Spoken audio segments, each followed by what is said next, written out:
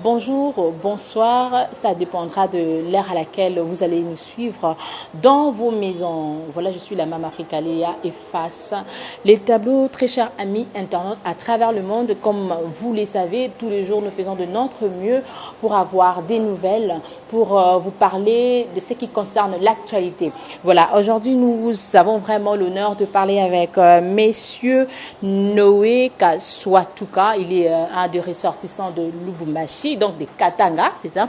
Donc c'est avec au Katanga. Donc c'est avec lui que nous allons bien parler. Il a des choses à nous dire. C'est vrai qu'il y a des révélations qui vont un peu choquer beaucoup de personnes. On n'a pas de choix. Nous sommes censés de parler vrai, de dire la vérité. Il est venu vers nous pour nous donner les informations. On va savoir ce qu'il nous a apporté et il veut un peu éclairer l'opinion par rapport à une situation dont il est victime. Donc, il est licencié quelque part. On va nous éclaircir. Bonjour, papa. Bonjour, madame la journaliste. Je m'appelle Papa Noé. Papa Noé Kaswatuka. Je suis un inspecteur chargé de la pédagogie, c'est-à-dire analyste pédagogique à la sous-division enseignement SNCC. J'évoluais bien sûr en justice avec la SNCC avant l'arrivée du professeur Ilunga Ilunkamba comme directeur général et j'ai gagné des procès.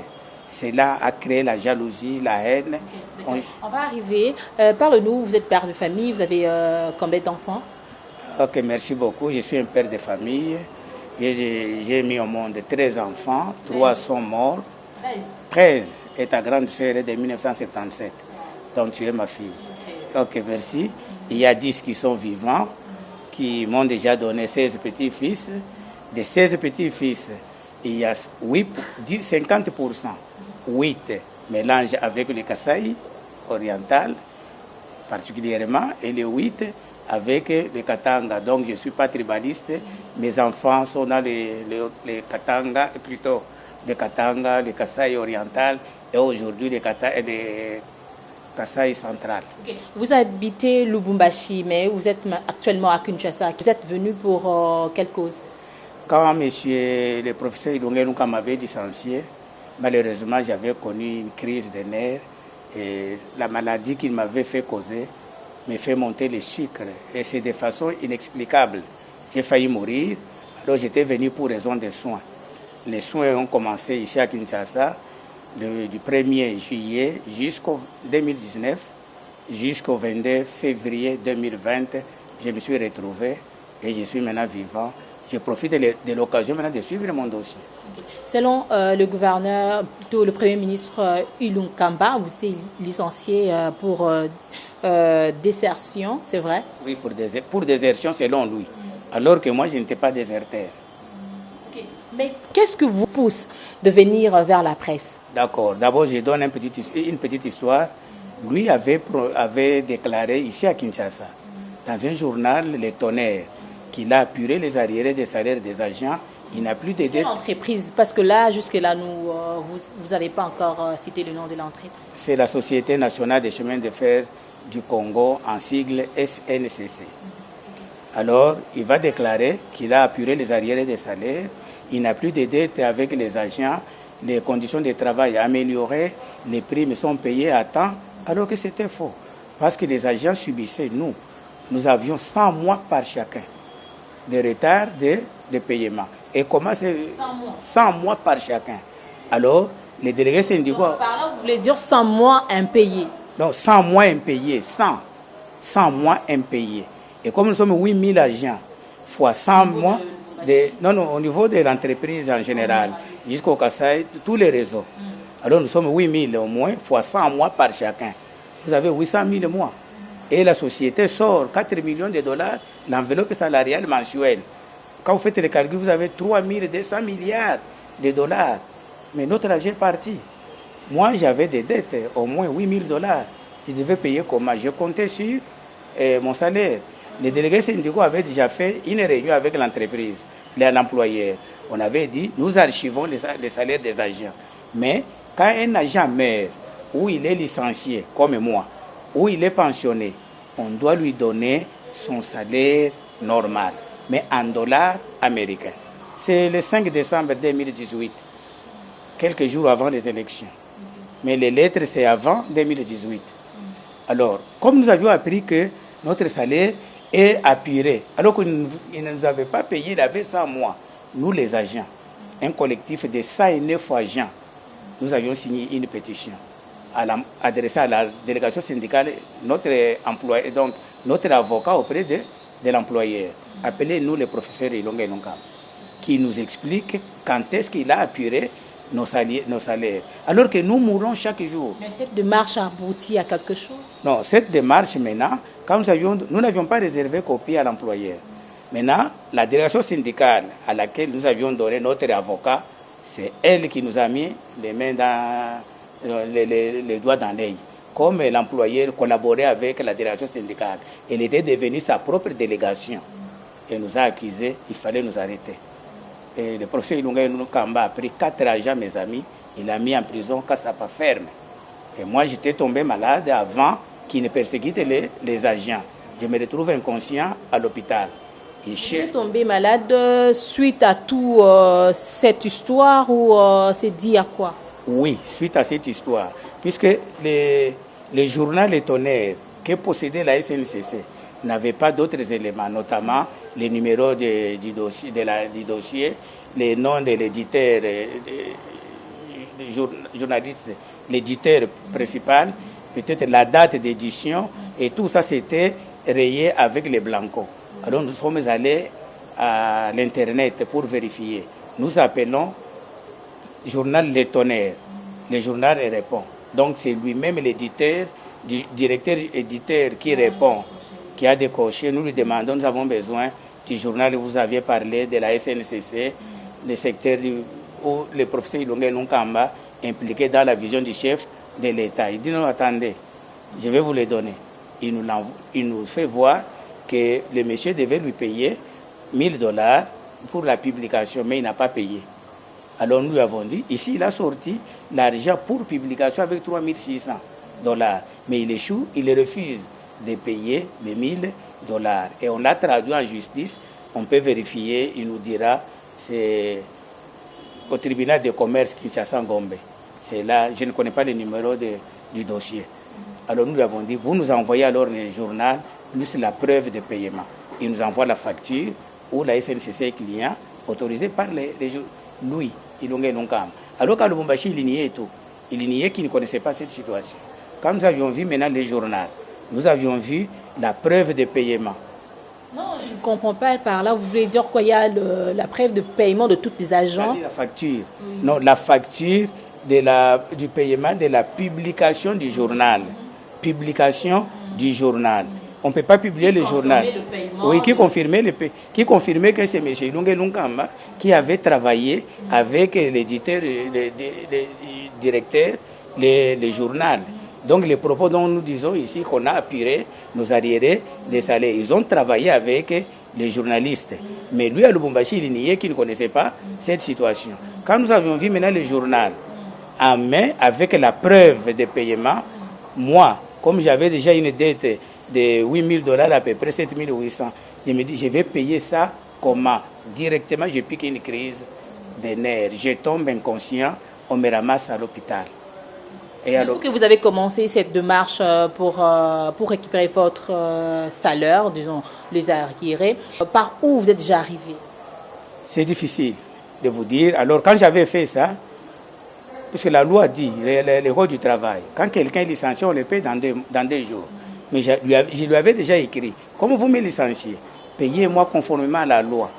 Et tous mes droits comme actionnaire, parce qu'il y a des textes qui disent comme actionnaire, et nous avons la formule. Il ne m'a pas payé. De décembre 2018, il va comme... Moi, au niveau de l'entreprise, j'ai toutes les preuves. Si possible de nous montrer. J'ai toutes les preuves, madame la journaliste, et les lettres. Donc c'est pourquoi je ne vais pas vous prendre beaucoup de temps. Ok. Voilà. C'est ça le journal lui-même. Hein? C'est le journal lui-même. Ok, on dit amélioration du secteur des transports ferroviaires et des conditions sociales du personnel de la SNCC, le professeur Ilunga Nunkamba impliqué dans la vision du chef de l'État. Le journal est apparu voyez, mais le jeu de ton père, c'est le 20 juillet 2018, c'est le numéro 257, et l'éditeur, directeur, c'est M. Fiko Kasongo. Hein? Voilà. Et c'est le professeur Ilunga Ilungamba qui parle. Il est là, il dit que les conditions de travail améliorées, alors qu'il n'y a rien d'amélioration. Il dit que les primes sont payées, on ne paye pas. Il dit que les salaires sont apurés, nous avons 100 mois par chacun. Et puis il dit qu'il n'y a plus de grincement des dents. Or, c'est à son époque qu'il est arrivé que nous mourions comme des sauterelles. Madame, comment? Parce que son prédécesseur nous payait au moins 8 salaires par an, avec 15 locomotives. Parce que la société... J'ai dit... Non, madame, on cite les problèmes de salaire devant le public. Oui, non, je crois bien nos publics ont besoin de savoir pour avoir déjà l'idée. Parce que là, vous parlez de 100 mois, c'est déjà trop. Oui, mais moi, j'ai touché au moins $841 pour 73. Mais quand les mois qu'on me paye les congés, j'ai touché plus de $1,500. Alors, lui nous paye, et puis ces salaires-là de 841, il les paye au taux de 750 francs le dollar. Le taux de l'IPA ici, de l'IPA de 500 francs et 750 francs le dollar. Le dollar à 1600, lui paye à 750. Même les $841, c'est rien. Et quand même, c'est quelque chose, mais il ne payait pas. Or, SNCC ne peut pas payer la facture si le directeur n'a pas autorisé. Lui niait qu'il ne connaissait pas cette situation. Et puis, nous avions vu ça. J'ai dit, oh, moi, j'ai perdu mon argent. J'ai piqué la crise. Et après, c'était d'abord, les agents ont réagi. Le mémo est là. Et quand j'étais là, ça, ce sont les organisations des droits de l'homme qui ont commencé à nous défendre. Mais pourquoi on doit arrêter les agents qui réclament leurs droits? C'est dans l'exercice de leurs fonctions. Et puis nous nous sommes adressés à la direction syndicale. Nous n'avons pas violé la loi. Hein? Nous avions suivi l'article 27 de la Constitution. Tout Congolais peut adresser à l'autorité une pétition et il ne doit pas être inquiété. Mais pourquoi on nous inquiète? Les 4 là-bas. Et puis quand les autres là, ça ce sont les droits de l'homme, on atteint même le président Kabila. Toutes ces revendications se faisaient au niveau de Lubumbashi. Au niveau de Lubumbashi, madame. C'est au niveau de Lubumbashi. Alors, comme moi j'étais malade, j'avais reçu le repos médical. De 20 jours, il est là. Et comment j'ai reçu le repos médical? Quand il a mis les 4 en prison, il me cherchait coûte que coûte. Alors on lui dira il est malade. Parmi les têtes qui portaient les autres? Oui. Par exemple, parce qu'avant même que les agents écrivent, moi j'avais déjà écrit au gouverneur de la province de Haut-Katanga. J'avais même parlé de ça seul. Donc copie réservée. Vous allez trouver même ici au conseiller spécial du chef de l'État en matière de bonne gouvernance et lutte contre la corruption. Et son Excellence, Monsieur le ministre de l'Intérieur. Parce que j'avais écrit au gouverneur. Et c'était des preuves réelles. On lui avait fait des remarques. Alors c'est pourquoi il me cherchait, moi, coûte que coûte. Comme il ne m'avait pas trouvé, il envoie des gens pour me chercher à l'hôpital. Et à l'hôpital, c'était pour m'éliminer. Maintenant, c'est une chance. Quand je collabore avec les gens, quelqu'un aurait informé les médecins que je suis en danger de mort. Il m'avait déplacé de l'hôpital. Vous étiez en danger de mort? Comment il a su que vous étiez en danger? Je vous dis que quelqu'un lui aurait informé. On lui a dit, faites attention avec les messieurs là. Tout ce qui se disait à la SNCC. Il y a des gens qui m'informaient et qui informaient les autres. C'est ça qui m'a sauvé toujours. Vous voyez, il y a des gens qui m'informaient. On a informé les médecins. Il y a quelque chose qui se trame contre ma vie. Alors il m'a fait disparaître de l'hôpital. Il me met dans un autre centre. Il me suit. Et après, il me donne le repos médical. Parce qu'il ne m'avait pas trouvé. Et le médecin m'a soigné. Le professeur s'est fâché. Il lui a, vous voyez, ça c'est l'interdiction des services. Votre mise en interdiction des services à titre préventif. Il met le médecin en interdiction des services pour m'avoir soigné, pour m'avoir sauvé. C'était mauvais que le médecin me soigne. Il fallait me laisser mourir. Voilà. Et le médecin dit ici, décision médicale. Je vous confirme que M. Kaswatuka est malade. Et puis il dit, je vous confirme sans crainte que M. Kaswatuka est malade. Il dit, pourquoi vous les défendez? Il fallait alors ne pas les défendre. Alors, parce qu'il m'a défendu, il a été mis en interdiction de service. 3 mois après, 4 mois, il était directeur. Le bruit courait maintenant qu'il serait premier ministre. Il rentre à Lubumbashi, il lève la mesure de l'interdiction de service du médecin. Il me laisse moi l'interdiction de service jusqu'à ce jour. Donc mon péché, c'est d'être tombé malade et d'aller à l'hôpital. Il fallait me laisser mourir. C'est ça l'état de droit. Non, c'est parce que le président Faty n'est pas pour ça. Il est réellement conscient, il veut réellement établir l'état de droit. Et à ce moment-là, c'était encore en 2019, pendant que le président déjà prêtait serment. Mais il n'est au courant de rien. Voilà. Et moi, j'ai réclamé, je vous ai dit, ça, j'ai traduit la société à l'inspection du travail. Copie réservée au président des chefs de l'État, et au Premier ministre lui-même, et même à la SNCC. Je vous dis que quand j'écrivais, alors, voilà, ça c'est le procès verbal de la réunion avec les délégués syndicaux. Ils disent quoi? Ils disent qu'après les désallocutions, tout ça de l'administrateur délégué, suivi par celle de monsieur, le président du bureau de la direction syndicale, les partis ont adopté l'ordre du jour de la réunion qui comportait un seul point, à savoir l'archivage des arriérés des salaires des agents de la SNCC. Donc il y a une réunion qui avait été tenue entre l'employeur et les représentants des travailleurs pour qu'on mette notre argent au frigo. C'est-à-dire, vous travaillez, on ne vous paye pas, on va vous payer les jours qu'on va vous licencier, ou les jours que vous allez mourir, ou les jours que vous serez pensionné. C'est comme ça qu'on avait tenu. Et c'était comment les partis acceptent d'archiver les arriérés des salaires sous les conditions suivantes posées par les bancs syndicales. Alors, parmi les conditions que je prends, on dit ici, paiement de 10 arriérés des salaires en dollars américains ou en monnaie locale ayant cours légal au taux du jour, le jour de paiement. Et puis ici, en attendant le paiement global des arriérés des salaires, vous êtes là, madame, vous pouvez lire, l'employeur payera individuellement les 10 arriérés des agents qui sortent de l'entreprise. Pension, licenciement, décès. Moi, je suis dans la catégorie des licenciements. Il devrait me payer conformément au texte. Il refuse. Il dit, on ne me fera rien. Vous allez voir, les choses que je vais vous dire ici sont révélateurs, mais moi, j'écrivais. Ma force, c'est quoi? J'écrivais. Quand il disait qu'il collabore avec le président Kabila, il ne lui fera rien. C'était avant les élections. Il disait à d'autres personnes qui nous rapportaient, même à la délégation syndicale. Moi, j'écrivais ça. C'est ce que j'avais écrit contre lui. Je démontre que le président Kabila... Mais vous pouvez écrire, mais il n'y a pas de preuves. Mais j'ai dit, quand moi j'écris, je lui réserve copie. Pourquoi il ne réagit pas mal? Si moi j'ai menti.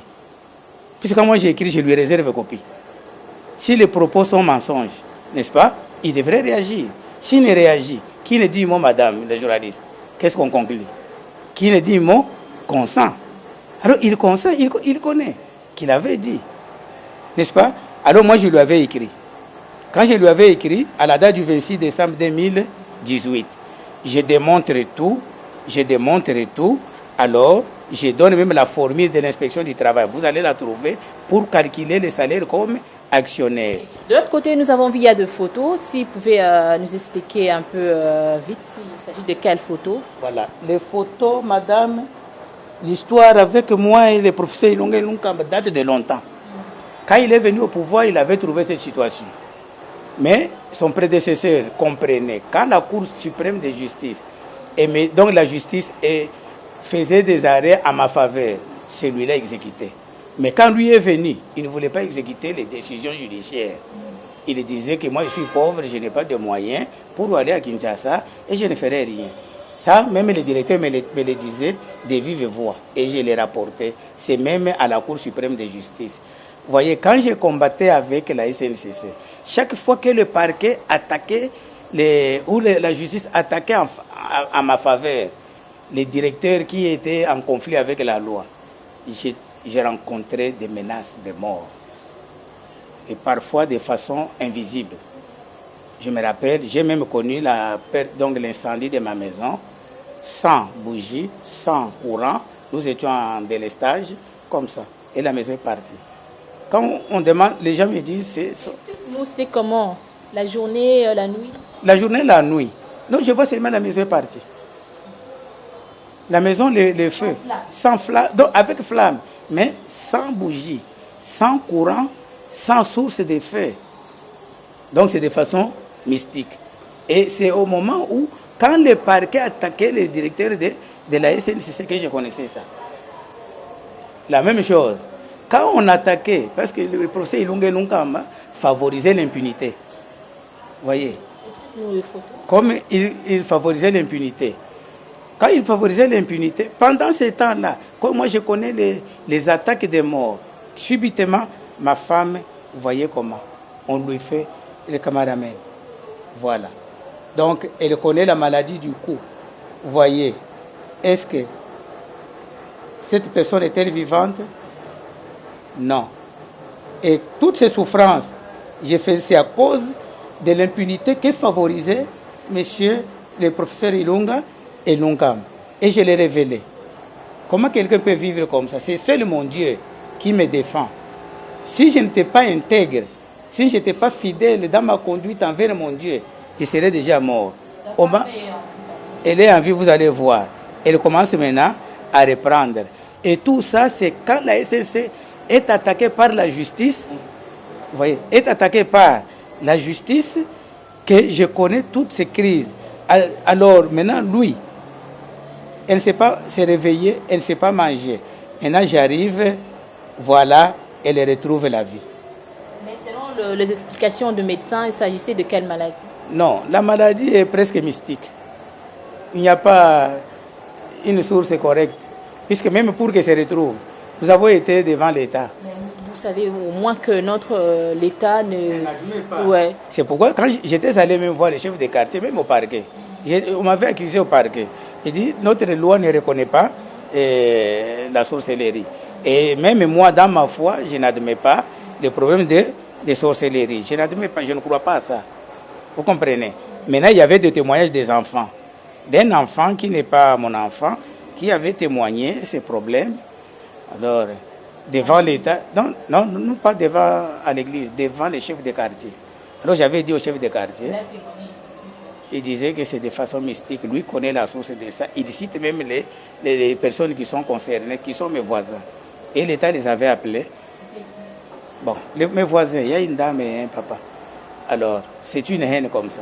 Donc tout ça, c'est en concertation avec les esprits qui venaient de la SNCC. Alors, quand j'ai dénoncé tout ça, le procès Ilunga Nunkam devrait condamner les mal, mais il favorisait l'impunité. Il favorisait les directeurs qui m'attaquaient de façon mystique. Nous sommes vraiment à la fin de notre entretien. Si possible, de énumérer un peu votre salaire. Ok, voilà. J'ai écrit au président de la République. C'est là où il y a tout, mais je vais vous donner seulement la synthèse. Malheureusement, le président, avec sa bonne volonté, on lui cache tout. J'ai tenté d'atteindre le président par plusieurs moyens. J'ai échoué. Je remercie Canal Kin. Parce que par le moyen de la presse, j'atteins le président. Maintenant, qu'est-ce que M. Ilunga Nunkam me doit? À ce moment-là, il me devait 95 mois d'arriéré de salaire et qu'il n'avait pas encore payé. Et maintenant, il va dire payer un forfait. Autour de 750 francs le dollar à 1600 francs. Alors, il va me donner, pendant qu'il me devait, à ce moment-là, c'était 1600. Il me devait 71 millions de francs. Comme actionnaire, il me devait 5 319 517,286. Il a dit tout ça, dollars, on va lui donner pourquoi? Et qui saura ça? Il va mourir pauvre comme ça. Et puis, qu'est-ce qu'il va me faire? De cet argent, 71 millions, il va me donner 18 750 dollars. L'équivalent de 18 750 dollars. Il m'a donné 18. Madame, moi, j'ai plus. Voyez ici, vous avez 5 millions, 321 600. Et mes yeux font mal, lisez un peu. Madame, 594 000 points. Mais on va vous donner 18 000 dollars. Est-ce qu'il a fait quelque chose? Les 5 millions, il a mis où? Et puis, il me doit encore 46 millions. Madame, disait-moi.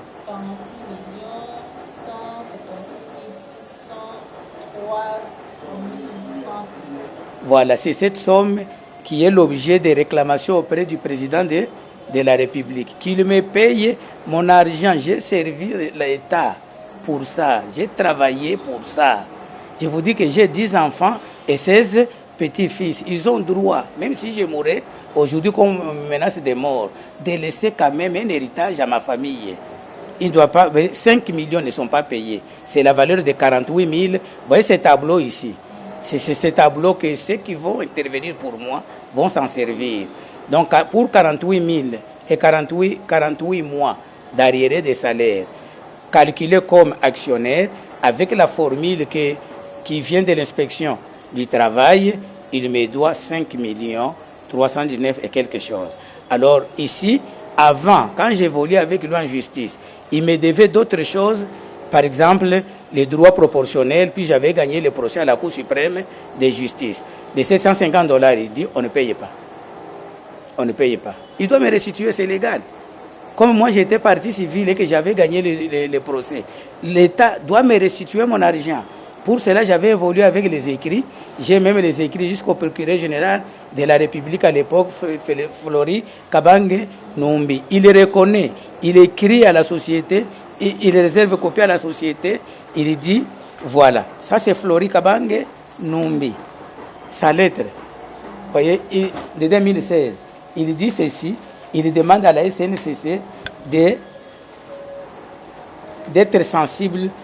Il dit, je suis convaincu que les différentes autorités de la SNCC qui me lisent en copie et qui ont reçu une ampliation seront sensibles à votre cri de détresse. Est-ce que la SNCC a déjà été sensible à mon cri, à mes cris de détresse avec le professeur Ilongue Lunkamba? Non. C'est pourquoi il y a les conflits. Voilà. Et pour ça, pour les autres qui me devaient dans l'exercice de mes fonctions au sein de la SNCC, il me doit $302, 302 177,2 $. C'est la société qui vont te payer, n'est-ce pas? C'est pas le Premier ministre. Il est actuellement Premier ministre, non le DG de CNCC. Madame la journaliste, merci. J'ai des réactions. Comme lui avait prononcé, il avait déclaré devant la presse et on a payé qu'il a apuré les arriérés des salaires. Ça, c'est un problème purement pénal. Ce n'est pas la société. Ce n'est pas la société qui a délinqué. La société est une personne morale et ne délinque pas. De cette manière-là, c'est lui. Alors, si lui dit qu'il ne peut pas nous payer, moi, je suis content qu'il soit Premier ministre, qu'il lui-même instruise la SNCC. N'est-ce pas? Qu'il instruise la SNCC pour dire que cet argent que lui gardait, que la SNCC mettait en archivage, qu'on doit me payer à mon licenciement, c'est l'argent de l'État. Il est l'argent du gouvernement, n'est-ce pas? Comme c'est l'argent du gouvernement, qu'il demande à son gouvernement, c'est au nom du gouvernement, que le gouvernement me paye 5 millions 300. Madame, monsieur, il faut que je porte. Alors, vous allez répondre. Et en francs congolais, plus de 46 millions. Et en dollars, plus de 5 millions. Que le gouvernement congolais qui mettait mon salaire en archivage par les conditions posées par les banques syndicales, mais paye mon argent, que ce soit lui, que ce soit la société. Moi, ça ne me regarde pas. Alors, il faut que le président de la République, je suis content de lui, je le remercie parce qu'il nous a amené l'état de droit et le changement de mentalité. Dans sa vision, on va me payer cet argent que lui demande au gouvernement de me payer. Si c'est le gouvernement qui va payer, ça va. Si c'est la société qui va payer, c'est toujours la société et le gouvernement qui a payé. Qu'il me paye avant que je ne rentre. Ma famille souffre à Lubumbashi. Demain, c'est le 26, j'ai fait 14 mois. Le 27, j'entame 15e mois. Je dois moisir ici. Voilà. Pardon, madame. Un dernier élément. Moi, j'étais en repos médical, n'est-ce pas? Confirmé par le médecin. Et tous les documents sont là. Je suis un agent que la société empêche de travailler sur base de l'article 93 du Code du travail qui dit que si la société, donc l'employeur empêche les travailleurs, on doit lui payer son salaire.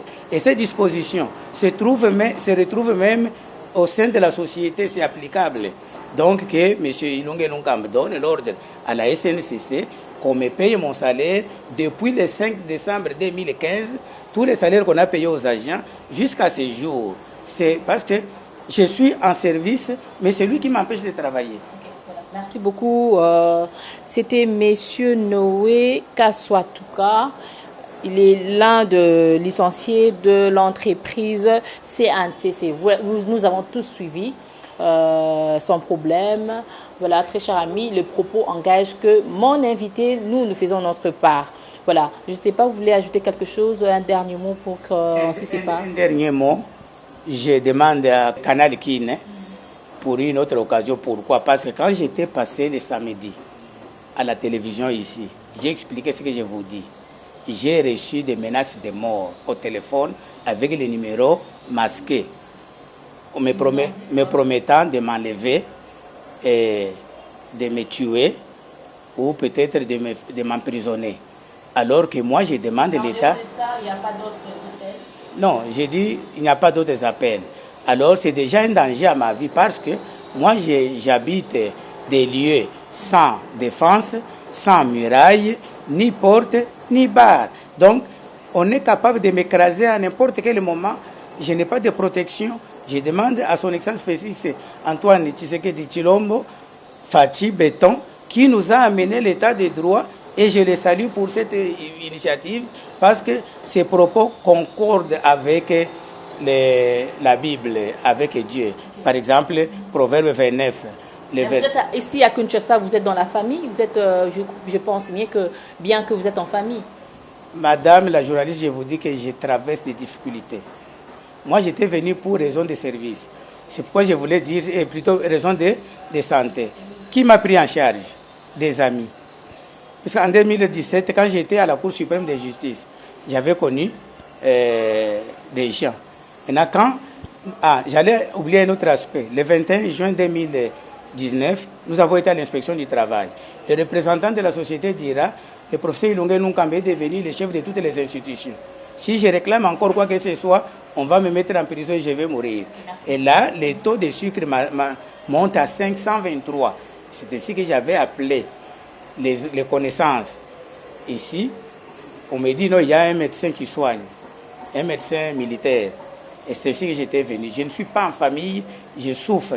Ce sont des gens de bonne foi qui me prennent en charge. J'ai écrit plusieurs lettres pour que le président me prenne en charge parce que le pays manque de justice. C'est le pays qui doit me prendre en charge. Jusqu'aujourd'hui, le pays doit me prendre en charge, même pour les soins, même pour la ration, même pour les retours, même pour tout. Parce que le pays manque de justice. Heureusement, Fatih Béton veut rétablir l'état de droit. Il faut commencer. Tout coule, tout passe et rien n'est de mer. Nous sommes à la fin de notre entretien avec Monsieur Noé Kaswatuka. Nous avons suivi ensemble avec vous. Je crois bien qu'il y a pas mal de gens qui sont touchés. C'est que notre papa vient de nous relater. Voilà, c'était un grand plaisir pour moi. C'est vrai qu'avec beaucoup de regrets, nous avons tourné cette émission. Mais quand même, nous faisons de notre mieux pour dire vrai et être vrai et rien que la vérité prime. Voilà. Vive le tas de droit, comme papa l'a répété à plusieurs fois. Un grand merci à Rodi, qui est derrière la caméra, mal à la tête, mais ça va. Un grand merci à toi, un grand merci à Tonton Pati, à la montage. Ceux qui nous ont à Zogi, le doté très prochainement, Kevin. Merci beaucoup d'être là pour l'assistance. On se verra très prochainement. Bye.